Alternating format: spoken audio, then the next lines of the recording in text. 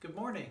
This week at Holistic Health Center, we're going to be celebrating chiropractic. So at any time when you come in, if you haven't already received a Chiropractic First book, just ask for it at the front and we will give you one for free. So there's quite a few interesting things in here. I wanted to just read a few things to you guys. So the history of chiropractic, because probably a lot of people don't know.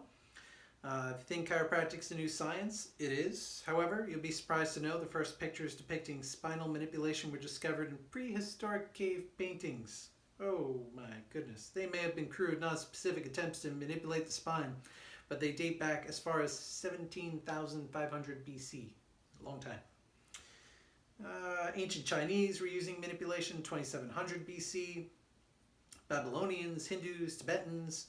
Historical records in Egypt reveal that men and women were stronger and healthier when their backs were straight instead of twisted. Egyptians were very concerned with correcting the spine. Ancient American Indian hieroglyphics showed back walking. Not that we recommend this, but that's what they showed. Hippocrates was a Greek physician who died in 377 BC. He wrote over 70 books on healing and was a proponent of spinal manipulation. He believed that only nature could heal, and it was the physician's duty to remove any obstruction that would prevent the body from healing. He also believed the essence of life and natural healing ability of the body were the result of a vital spirit. The same concept of vitalism occurred throughout ancient writings. In the 20th century, vitalism was replaced by the idea of innate intelligence.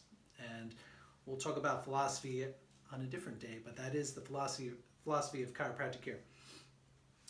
The skills of spinal manipulation were handed down within families, and almost every village boasted a bone setter who could cure by straightening the spine. In both Eastern and Western cultures, manipulation of soft tissues or massage were recognized as a useful component in healthcare.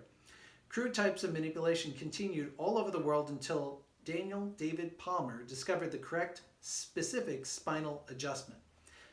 It was his son, B.J. Palmer, who later developed it into the modern philosophy, art, and science of chiropractic we are familiar with today. Now, it's important to note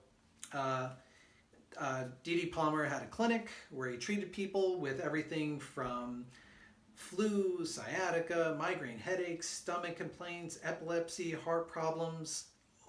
He found all responded to the chiropractic adjustment. Often surprised at the effectiveness of his adjustments, D.D. Palmer returned to his studies of anatomy and physiology to learn more about the vital connection between the spine and one's health. He later replaced what he called hand treatments with the term chiropractic. Chiro coming from Greek, meaning the hand, and practic meaning practice or operation. So practice by hand, chiropractic. Now, at first, even though it proved to be a successful way of healing the body, chiropractic adjustments were not readily accepted. Unfortunately, the medical community, afraid of his success and discouraged by its own failures to heal disease, joined the crusade and wrote letters to the editors of local papers, openly criticizing him for his methods, accusing him of practicing medicine without a license. He did well to defend himself, and that is why chiropractic is still here today. So I want to give you a little bit of history. Again, there's a lot more in the book, Chiropractic First. It's a great book. Just ask us at the front if you don't have that book, and we will give it to you. And have a healthy day.